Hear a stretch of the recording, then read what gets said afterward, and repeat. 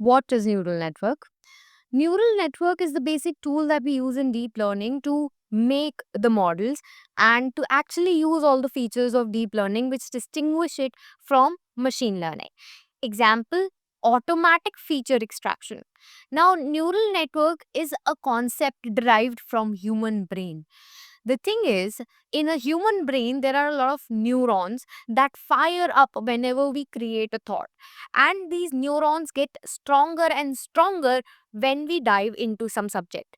For example, if you are happy more often, then those part of the neurons get more stronger and stronger, making a physical bond. Now, inspired by this, data scientists created a model called the neural network, which resembled the neural network found in the brain. Now here we can see a few things. We can see the blue dots, the yellow dots, and the red dots. Now the blue dots here are the input layer, which basically takes all the features, the raw features of a dataset, and then they pass it through the hidden layers or the yellow layers. Now in this picture, there is only one hidden layer, whereas in a real world neural network, there are many hidden layers, and we have one red dot.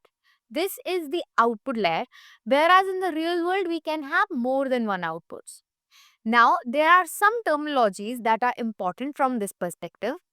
The terminologies are a neuron. Now, the dots that we see here are neurons. These neurons are based nothing but the inputs, or should we call them the parts where the input actually gets processed, which we will study in the further coming lectures. Now, a neuron is the most smallest basic entity which is there in a human brain, and the smallest entity which is also there in the artificial neural network. These neural networks, which are made by data scientists and coders, these are called artificial neural networks because we are trying to mimic our human brain. The next terminology is a layer. Layer is a set of neurons which come at the same place or at the same chronology or hierarchy. In this case, all the blue neurons are at the same layer or same hierarchy. All the yellow neurons are at the same hierarchy. So all the blue neurons together make layer 1, and all the yellow neurons together make layer 2, and so on for more than one layers.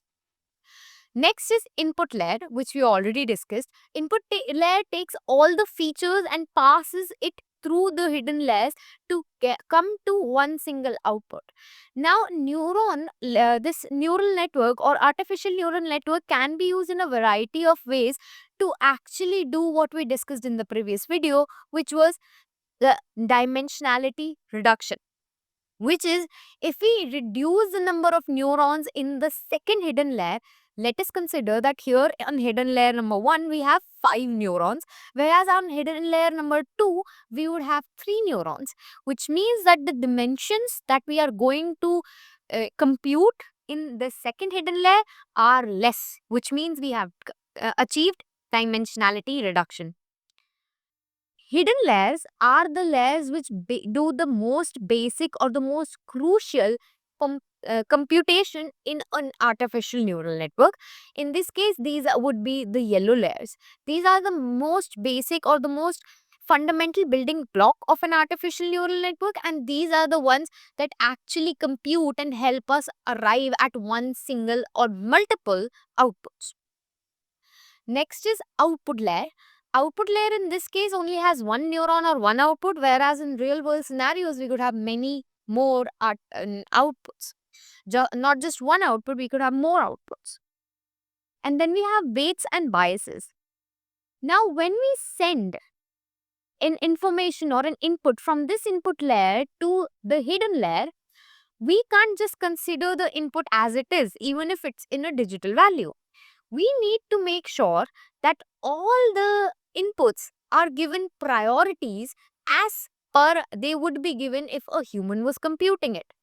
For example, we are considering a data set of apples and its features. Red, weight, round, these are all features of an apple.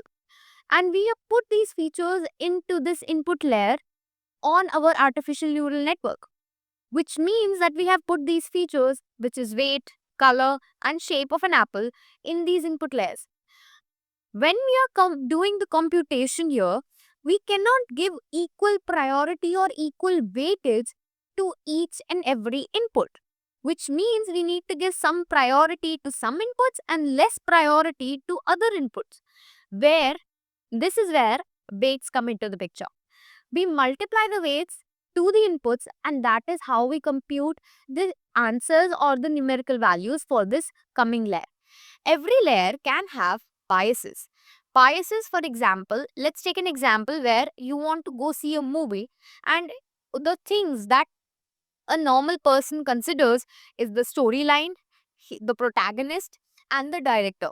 Whereas for some people, only the director would be a good option or a good reason to go see the movie.